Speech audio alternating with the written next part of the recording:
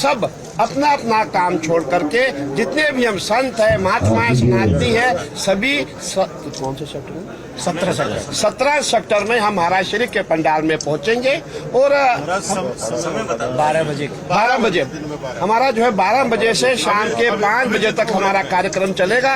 और दिल्ली में आपने देखा होगा, जब दिल्ली में शुरुआत हुई थी 12 बजे हमने शुरू किया था और रात तक चलता ही रहा था। मैं समझता हूँ अंधेरा भी हो गया था, लेकिन कोई वहाँ से जा नहीं रहा था। ऐसे लोग वहाँ जमे हुए थे। हमारा प्रयास है जो हमारा वोट हो बहुत सुंदर हो, बहुत स्वच्छ हो, ऐसा हो कि जिसमें सबको भाग मिले, सब उसमें हमारे सदस्य हो। जैसे आपने देखा होगा हमारे 13 अखाड़े हैं, हमारे महामंडलेश्वर है, हमारे कथाकार है, पूरे भारत में जितने मठाधीश है, हमारे शंकराचार्य है, सभी उसमें जो है हमारे पदाधिकारी होंगे, सभी उसमें सदस्य होंगे। और हम ये भी कहना चाहेंगे, मुझे कई लोगों ने कहा बोले महाराज कभी कभी बड़ी मछली छोटी मछलियों को खा जाती है।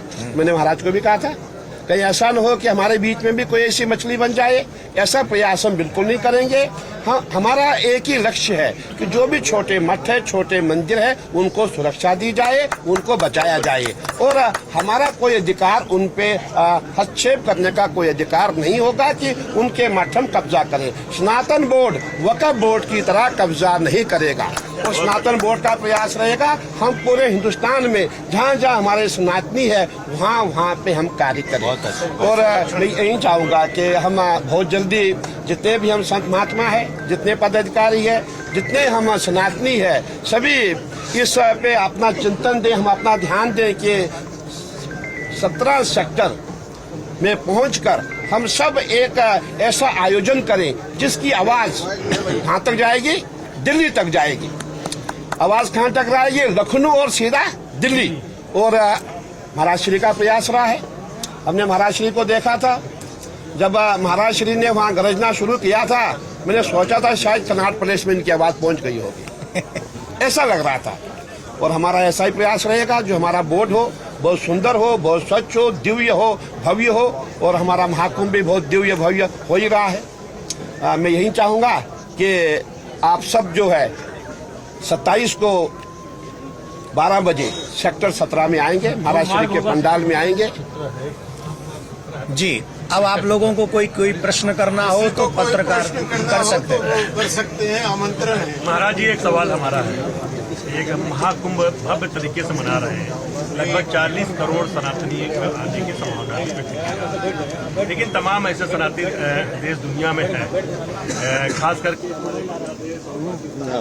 सनातनी है वो प्रयागराज को आना चाहते हैं, लेकिन सरकारें वहाँ की वीजा नहीं दे रही है और खास करके हमारा जो विदेश मंत्रालय जो हिंदुस्तान का है वो खुद उनको अनुमति नहीं दे रहा है। इसके लिए आप लोग कुछ प्रयास करेंगे? एक निवेदन हम कर दें, इस प्रश्न का उत्तर ये है कि जिनको आने में यहाँ पर वहाँ की सरकारें कष्ट दे रही हैं, तकलीफ दे रही हैं, उन सबके नाम से हम लोग मौनी अमावस्या के दिन डुबकी लगाएगा सारा संत समाज, उनके नाम से संकल्प करके लगाएंगे जिससे उनको भी वहाँ पुण्य मिल सके। नहीं, ये तो अलग बात होगी, लेकिन जिस तरीके से यही करेंगे, सनातन बोर्ड उनकी बहन बेटियों को छेड़ा जा रहा है, इसमें साधु संत जो है देखिए क्या करेगा। ये जो भी यही होगा कि विश्व में सब सनातनियों की चिंता करें, सुरक्षा करें, उनके अधिकारों का रक्षा करें। आप याद करिए जब बांग्लादेश में ये सब कांड हो रहा था उस समय आप ही के सानिध्य में दिल्ली में 16 नवंबर को हमारे प्रमुख मुद्दे क्या थे? प्रमुख मुद्दों में बांग्लादेश इंक्लूड था। और अभी भी आपके माध्यम से एक बार फिर कह दे रहे हैं, अगर बांग्लादेश में हमारे हिंदू बहन बेटियां सुरक्षित नहीं है तो इलीगल तौर पे जो बांग्लादेशी यहाँ रह रहे हैं उनका भी मुद्दा 27 जनवरी को धर्म संसद में उठाया जाएगा और वो यहाँ रह के हमारे लोगों का काम छीन रहे हैं।